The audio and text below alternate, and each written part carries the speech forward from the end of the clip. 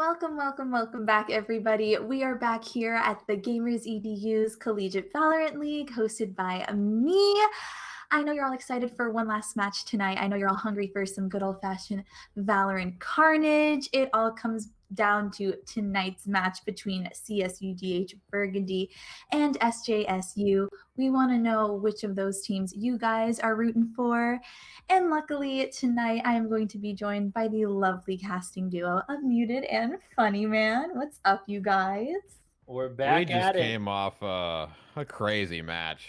Man, Yeah. we're about It's up been to crazy. here, and let's see if this match can send us like all the way up here. Like, Mhm. man, what an almost like reverse. What were we all talking about in chat? Like reverse Uno card comeback. Like that was insane. That was definitely just I don't even know. It's great. It is great, but it was kind of hard too to watch for a little bit. The beginning of the matches didn't look like it was going to go the way it did, so it ended up going the way it did. And at the end of the day, San Diego was able to close it out, play a little bit better of a defense the entire match. It's kind of crazy that you think, you have to be good at both. And those teams were definitely one sided. And then all of a sudden, you know, they're like, oh, now I think we have to play defense. And then they play it really well. So definitely a great game, though, for everybody to watch. And hopefully this game can just bring in more of what's going on in the league, at least. For sure. But now we're going to be doing what is it? SJSU versus Burgundy Mm-hmm. from Dominguez Hills. This is going to be huge. I know SDSU's Big Talks is always saying that they don't take any losses, and then we just seemed a really strong Burgundy team, probably stronger than their gold team. Unfortunately, to say that, but they've been stronger than their A team, so this is going to be a pretty interesting match to see. So, who are you guys excited to see out there today, since we can see who's on each team right now? I mean, Chris for San Jose for me is one of the excellent Phoenix players in the league. So I'm excited to see what Chris can do. And then for me on the side of DH Burgundy, I mean Sagoma, one of the omens we talk about as well. I mean, For sure, yeah, I yeah. wanted, I love the Gomez on. yeah, I mean, see both of them square off. I mean, this could be another intense one if those two are popping off. Yeah, I'm also excited to see Sagoma as well. But even Ray or Bear, whichever one you want to say it, I've been saying Ray.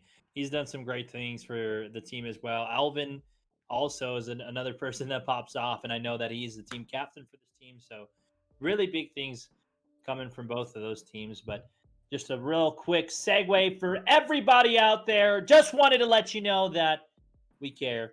We really care about your mental health and awareness, guys. And this week we're really focusing on anxiety. So if anybody's feeling restless, wound up, on edge, being easily fatigued, difficulty concentrating, irritable, muscle tension, just having a hard time sleeping, don't be afraid to reach out. The Crying Panda has a meaning behind it.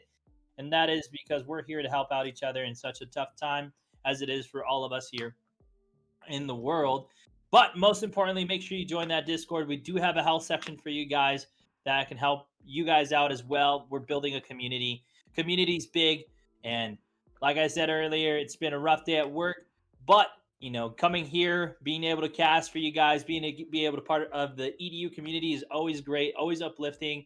And it makes it easier to just kind of wind down for the day and just get all the things that were on my mind just completely off of it. So I recommend it, guys. I really hope that you guys do that. Join the Discord. You can find it in the sections below in the titles. Go ahead and click on the titles. If you're watching this from a mobile device or another device that doesn't give you that opportunity, you can find it in the About sections in our page here at the EDU. Don't be afraid to reach out, and we hope to see you in the Discord. We really do.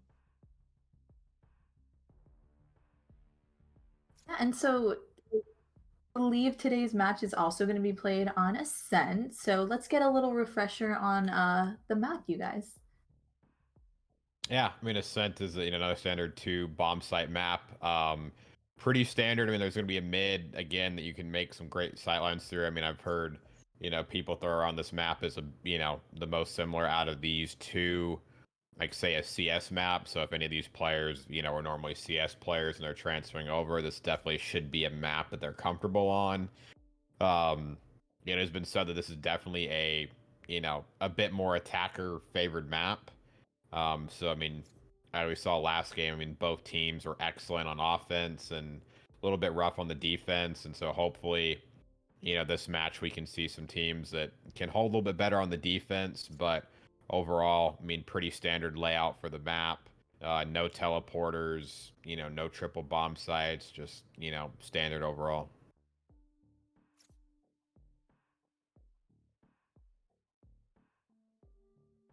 It looks like they're actually going to be readying up as BT is going to be spamming as many R's as he can in the chat right now, and we should be getting it going in just a second. So, yeah, again, to reiterate, I'm hoping to see some better defensive plays here.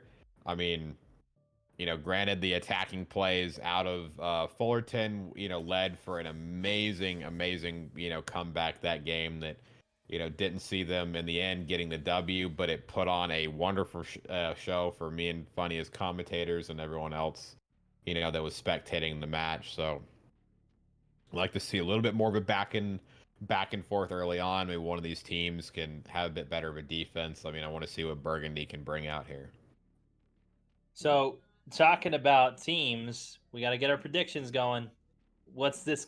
Well, I'll start it off because I know you started off this last round. I'm going to go with San Jose. They say that they don't take losses. They have, but they say that they don't. So I don't know if they're going to try to keep that reputation. I'm going to say 13-7 on the side of San Jose for today. What about you, Pierce? Considering how that last match went, I'm going to try to call it a bit closer. I think Burgundy's got a lot of firepower, but I think a little bit of these, teams are prone to going back and forth, and especially with how, last game was. I'm going to say 13-10 Burgundy for sure. 13-10 Burgundy, all right. I'm going to play a little bit closer. Not going to call anything super big. I think this has a potential to have a bit of a back and forth on it, but I just see Burgundy closing it out in the end. All right, let's see who's going to be Nostradamus at the end of today and who will be the smooth brain caster for the end of today. But now it looks like we're going to be getting this started here pretty soon. We're just getting loaded in. We're going to be seeing the buy round come in here pretty soon. Well, it all depends. What can these teams do? I'm hoping to see great gameplay out of both sides for both offense and defense. I don't want to see something so one-sided and something where it's kind of like a nail biter. Like, really, do you have to only be on offense to really go out and rely on offense? Because then you're going to have to take it to overtime in order to do that, because that's the only way you're guaranteed is consistent flipping through the entire overtime time. So let's see what it is. I know that Berg is on the defensive side, and then we have San Jose on the offense. So I'm excited to see what's going to happen here pretty soon. And it looks like San Jose is going to open up for an A round to start. Now, granted, Rays is waiting all alone on the B bomb site, and you can already see it's forcing Burgundy out to rotate. And as everyone rotates, Sagoma with a nice headshot to start it off and get the first blood in the round for DH Burgundy. But as this causes everyone to rotate, I mean, Rays could easily push the bomb and get in for free here, but Rays is still holding, so I don't know exactly what San Jose wants to do here.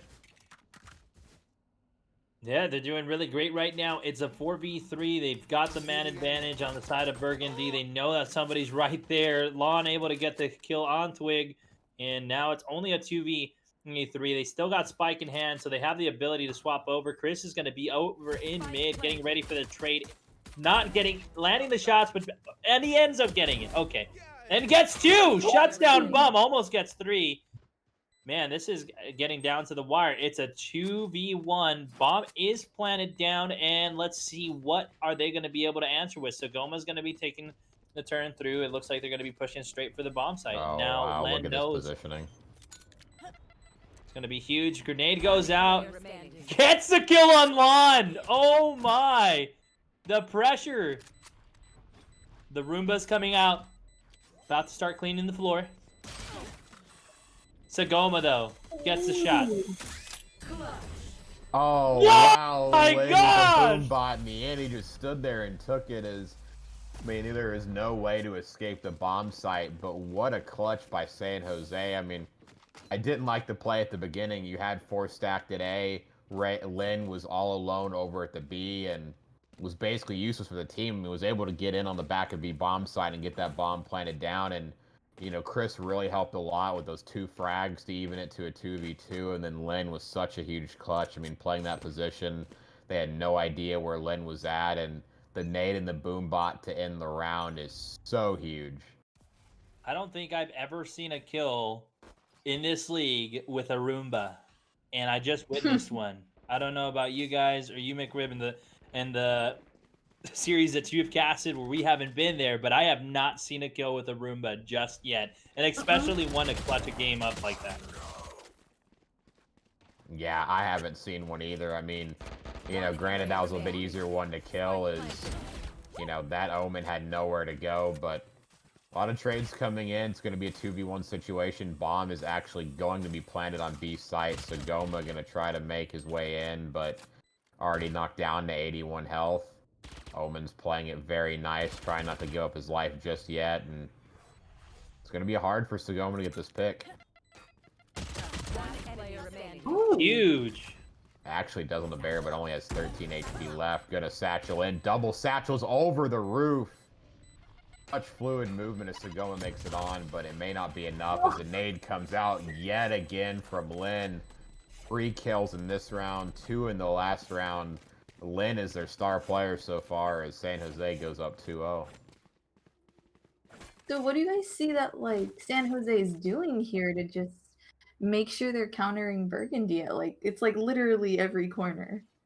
I think the It's biggest clutch thing. plays. It's just clutch plays, right? Chris was able to hold off mid and gave time Lin to plant the bomb last round, and then Lin just gets good positioning, you know, towards the CT spawn and catches Burgundy off guard. And in that round, I mean, they just hit a quick push up mid, got down to B bomb side, and just played trades well.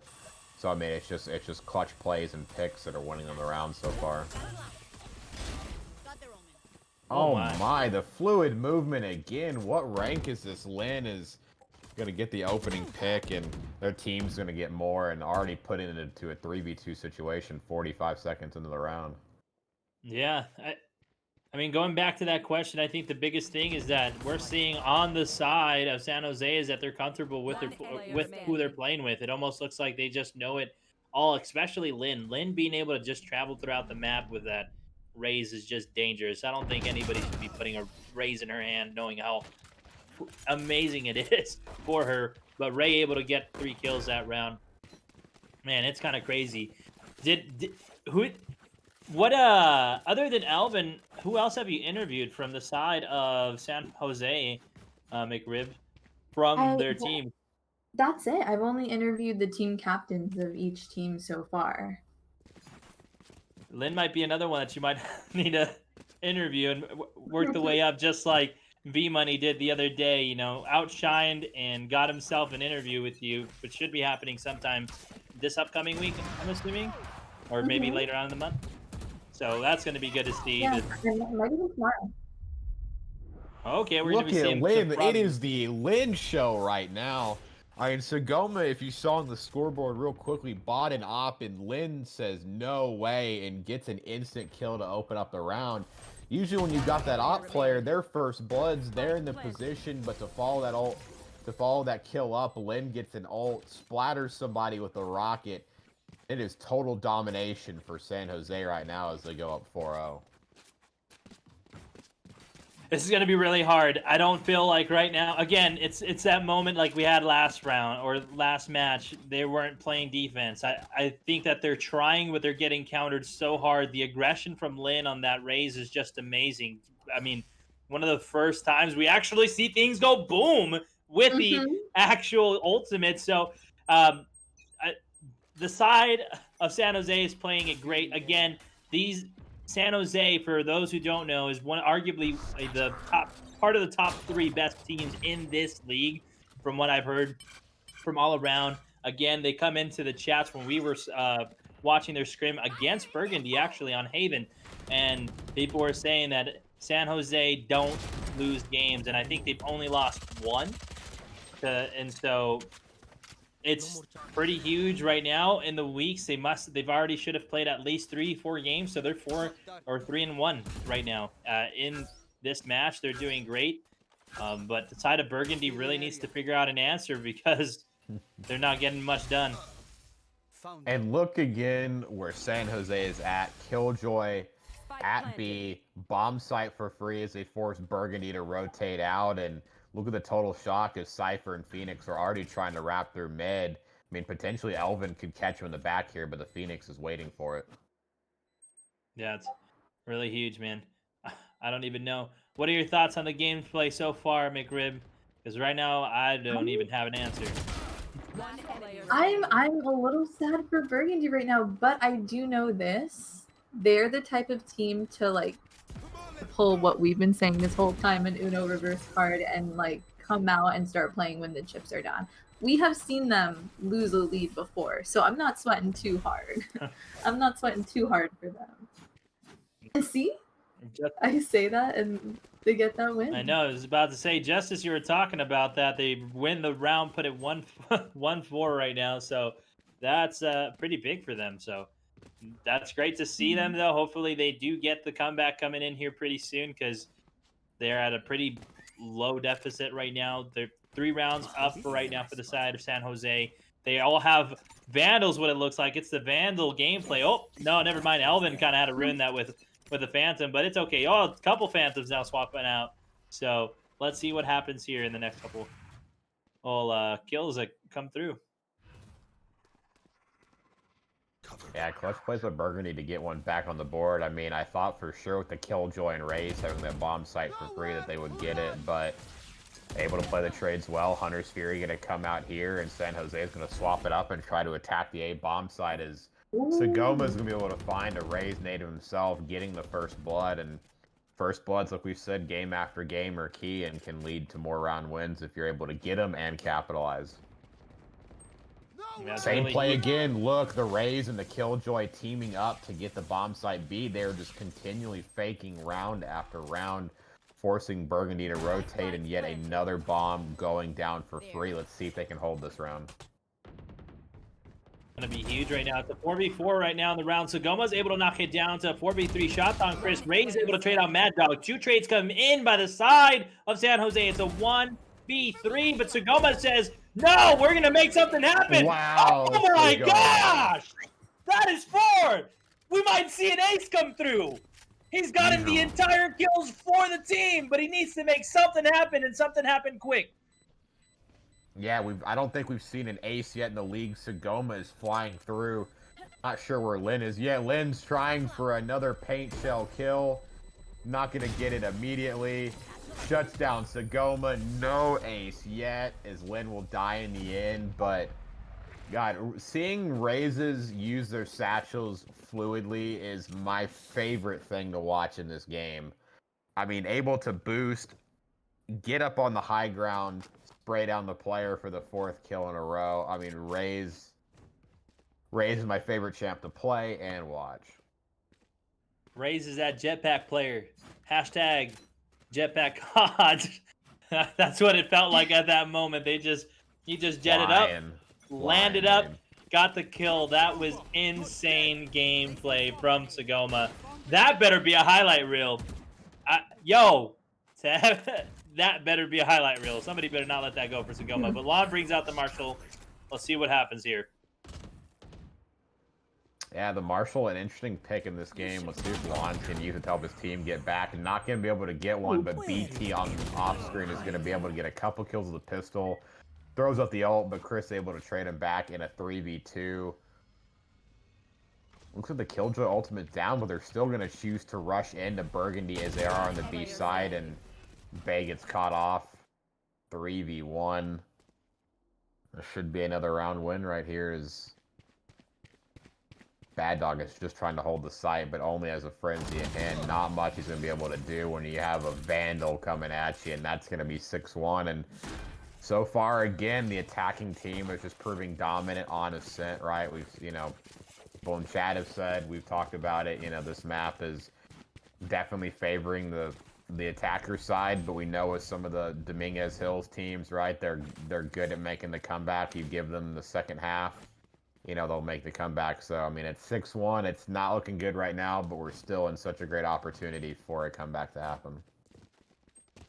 It is, and I know McRib right now. You're really hoping for it. Watching both of these teams though, and casting these teams multiple times on multiple occasions, what do you think right now has the best advantages for both teams at the moment concerning their players? And I know you've gotten to talk to a couple of them more than we have. So, what do you think's going on with them, McRib?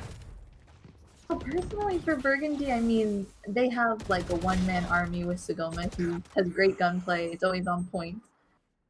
And I think with SJSU, they're just working as a unit. We're seeing their communication and their map awareness. Ascent is a map that throws teams off, especially if you're used to maps like Haven and Bind. So it's nice to see them just dominate this map and, like you said, Alon, have confidence in the team they're going against. I agree. That was a really good challenge from Twig, though. Going against that Odin, I would have been scared on the other side of that receiving end, but he was like, nope, this Vandal got it. Shoots him, gets him down, and pushes it 7-1. Like, it looks like last game, really. Right now, we are 4 rounds away from the half. 7 round. I'm wondering if it is going to be like last game. Are we going to see DH come back and tie it up, go into overtime, or just win the game? Or are they saying right now San Jose is going to be like, hey, I just want to steamroll and I want to get through the night? Easy as that. I mean, if you're gonna set yourself up for a comeback on the next side, right? With what we've seen last map from the attacking side, a few defensive rounds are gonna be key to bring yourself back in this game, right? You can't leave it to, just trying to play offense better than the other team did, right? When they're already 7, about to be 8 rounds on the board. I mean, playing better than almost perfect is not something that you want to do. So if they're gonna make the comeback, they need a few defensive rounds here. As we're already 9 rounds in, they need to get 3, make it 8-4, and they'll be in a much better position to, try to do a 9, 10, 11 round offense, or actually more like a 9 round offense and get on the board with a dub. Yeah, I agree. We see Mad Dog here pulling out the Odin again. He's trying to fill in the roles of Bobic, but I don't think anybody can play the Odin as good as Bobic does right now. But they do have 2 ults on the side of DH, so hopefully they can use that this round and get themselves a little bit ahead. You're right, Pierce, they need to put rounds on the board right now, or else it's just hard. It's a little bit daunting, to be honest. As competed before, when you have to get at if you're down a really hard deficit and you're sitting here saying game's not over, that's great mentality, but it is daunting. You guys, it's a real thing. You gotta win 7 rounds straight in a row, or just win enough to get tied. That's still huge. I mean, if you're going for, practice, right? If you're really trying to test how your team can regain, then, by all means. But I mean, this is a league match, and, yeah, I mean, I definitely don't recommend going down this much. But I mean, it's the attacking side on this map, right? I mean, if you play well on the attack and get your strategies down, this map is, like I said, attacking sided. So, but just, you still got to try to figure out a way, though, just to get some of these defensive rounds. And a lot of times they've been caught off guard, right? San Jose has sent a lot of their team to A and just left the Raze and Killjoy just to take B for free and plant the bomb. So if they would have been able to catch onto that maybe a little bit sooner, they would have, may been able to be in a better position to take those kills and win. But now, as I'm talking 9-1, I mean, we saw, 10-2 last game, and we're already at 9-1 now. I want to believe in the comeback, but it's not looking great. Has this changed your opinion about your guess towards DH, McRib, or? Maybe just a little. I believe, though. I believe. You're believing with sweat right now. Is it Hun here for anyone else, or it's just me, right? I think it's on here for Pierce too, because he had the prediction on for DH All as right. well. If DH gets one round here before the half is over, I'm a believer. Okay.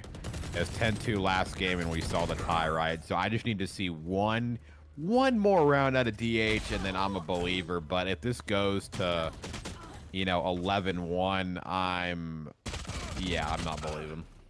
One enemy remaining.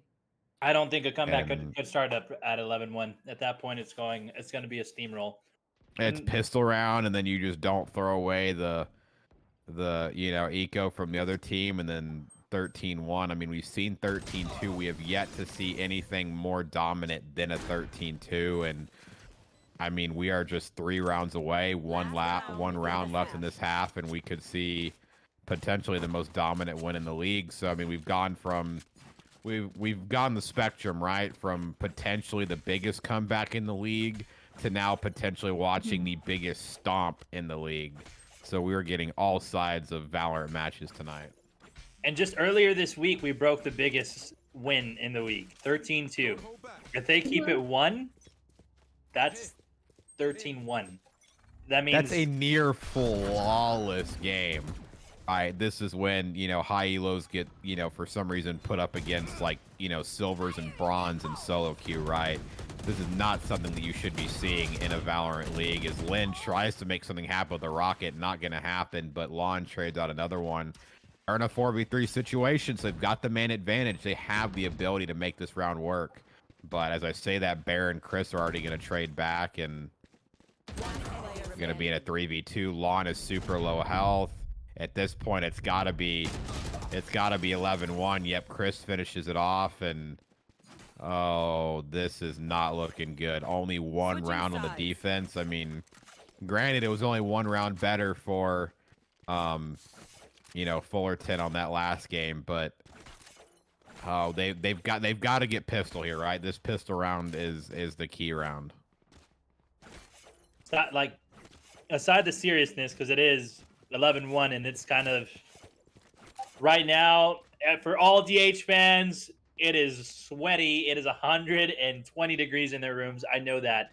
But earlier, I know I read in the comments, McRib, that you wanted to cast a game that doesn't have one Reyna in it. And we're in it right now, actually. Not one Reyna's in this, and we're casting it. And it's almost near perfect comps. Yeah, I mean, the only difference between the comps, right, is a Killjoy versus a Cypher, but they almost play generally the same role. Trying to lock down a bomb site, be the controller, lock down the areas, and get a little bit of intel as well. So, but open up on the pistol round, we're gonna see DH try to make some aggressive plays up mid. Bad Dog is able to take one down. Lynn trades one right back immediately in a 4v4, and it looks like we're gonna see a little bit of aggression towards B.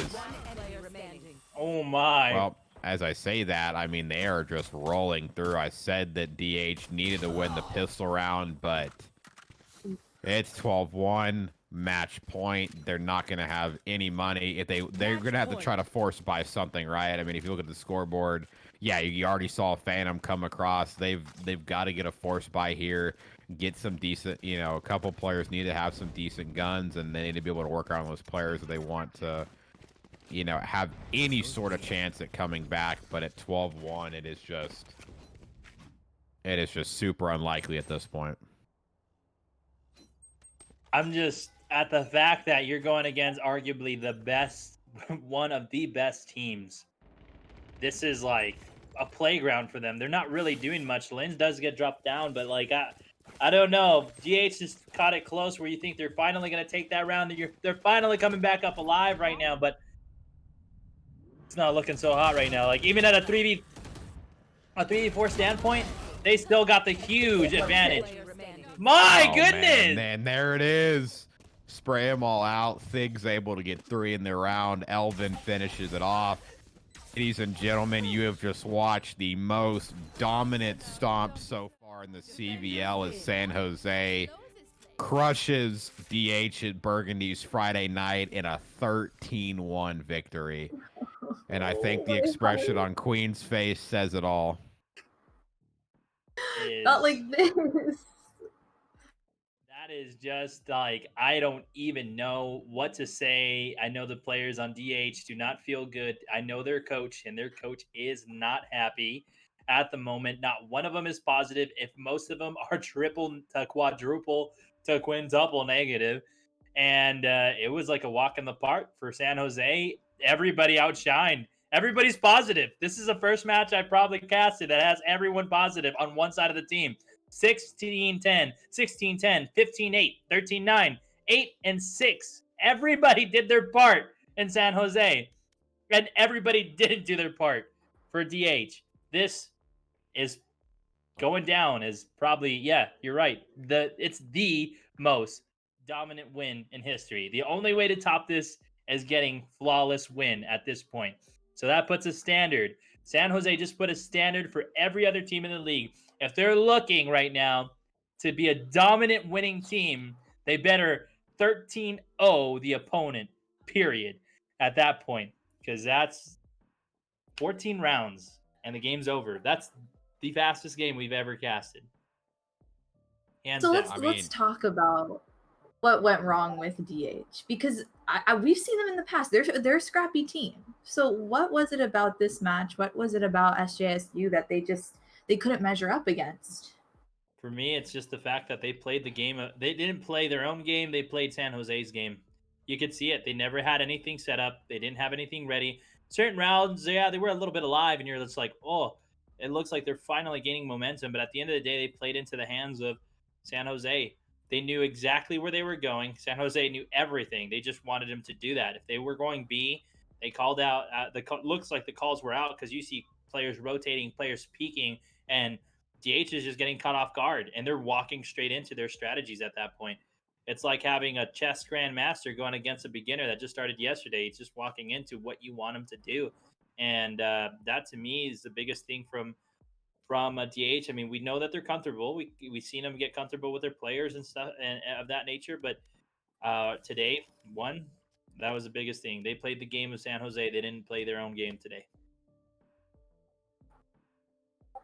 Yeah, I mean, how many times on the offense did San Jose fake, right? The fake to A, Raze and Killjoy, the dynamic duo, just playing over at that B bomb site, ready to take it for free. And Burgundy was slow to catch on to that. That happened too many rounds. Granted, the one round that Burgundy did get on the board, they were able to do a retake off the back of one of those fakes. But other than that, those fakes kept working. And you saw the scoreboard at the end. They both were even on first bloods, 7-7, throughout the game. I mean, they, both teams, didn't need first bloods to really do anything in the rounds. It was just clutch plays, capitalizing. I mean, a lot. It was just getting that B bomb site for free on the fakes. Sometimes the A bomb site was working as well. And again, just another tale of the offensive team just, getting that offensive side and basically winning. So it'll be interesting going forward on Ascent. Is whoever gets attacking side, are they just guaranteed a victory, right? Because if so, I mean, this will make casting Ascent, be the easiest for predictions, right? I mean, me and Funny going forward can just say, hey, attacking team's gonna win. Let's get a free point on the board for each of us. And so hopefully as we go forward, some of these teams are able to figure out, some way to get at least some rounds on the board, right? I mean, I'm not expecting them to, crush it on the defensive side unless it's just a complete mismatch in skill level. But I do need to see out of some of these teams the ability to get, at least 4 or 5 rounds on the board so they have an opportunity to come out and crush it even bigger on the offensive side and get a victory. What would you say is like SJSU's like strength moving into this tournament now? I mean, we've seen they're a fierce competitor. I mean, the ability just to, I mean, their fakes, I'm going to keep going back, were on point, right? I mean, they were just able to fake Burgundy out and get them to rotate. And, they weren't over aggressive to a bomb site, right? I mean, if they, peeked it and they knew they couldn't get into it, they weren't afraid, again, to throw that Raze and Killjoy to sneak in onto B and plan it. I mean, they're going to have to probably switch that up now, right? As, there's VODs on YouTube, and I'm sure that Burgundy does VOD reviews, and I'm sure other teams will be watching this match. So San Jose is gonna have to swap that up a bit.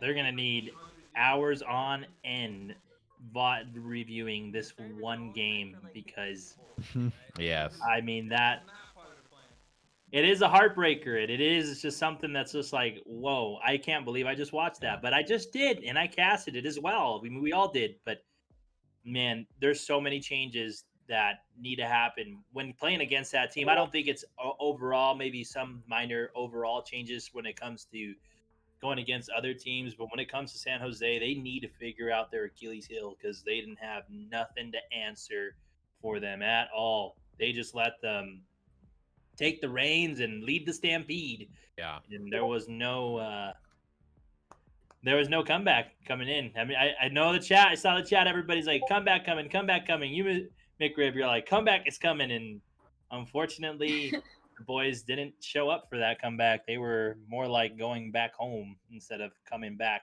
to play. Hurricane. Still waiting on it. They left you hanging. They played everybody.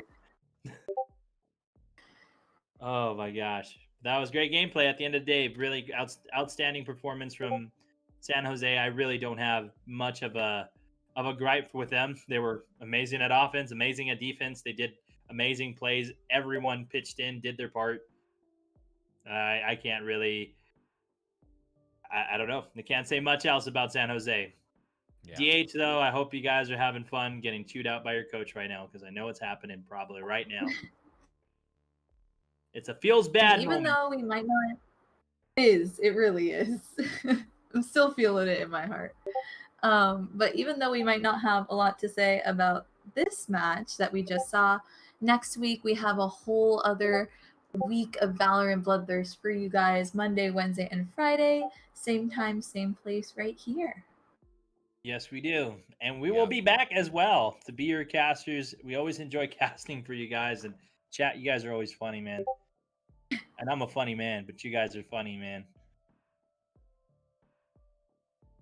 Absolutely, yeah. It's gonna be another exciting week. I mean, it's crazy to think we're now closing out week 2 of this league, and we still have many more weeks to go. So I'm, hoping for bigger, exciting matches. Want to see a team close out that extreme comeback, and looking forward to how these teams will adapt, and even some of the ones that have gotten stomped. See how they're able to improve as the season goes on. Just the facts that Champs is only 6 weeks away now. That is crazy. Playoffs are coming soon, and it's intense. I don't know what else to say. I'm very excited for what the league has to offer and to see what's the changes for next week, especially since this month on the 27th we're going to be seeing some stuff be incorporated into the league, which is new characters and new maps, and that's pretty huge. So got Icebox and we got the character Sky that's already been released. So that's going to be really cool to see how the teams use those new characters and play on those new maps. Yeah. I think this is it for us tonight, guys. We are going to be rating the OG Vent tonight. We saw him cast the very first match, CSUN versus FSU. We're going to be rating him tonight, guys, so make sure you stick around. But as for me, I am Queen McRib. I stream Friday, Saturday, and Sundays. I hope to see you guys around. And my name is Funny Man. I'm glad to be your caster. You guys can catch me also streaming. I stream on twitch.tv/funnymanlhg. That can be found below. I usually stream at least 3 days out of the week, being Tuesday, Thursdays, and Saturdays from 8 to 10 Pacific Standard Time. So make sure to tune in, and I'm always glad to have you guys there. And again, I am muted. You can follow me on Twitter at mutedT1. Twitch, it's muted PA. Still trying to get some things figured out with the work schedule so I can have a little bit better time to, have a day off on a weekend or something and stream. But I'll be getting that going very soon. You'll probably see some Call of Duty and Valorant out of myself. Ooh. But anyway, that does it for us tonight. We will see you guys next week. Bye, guys.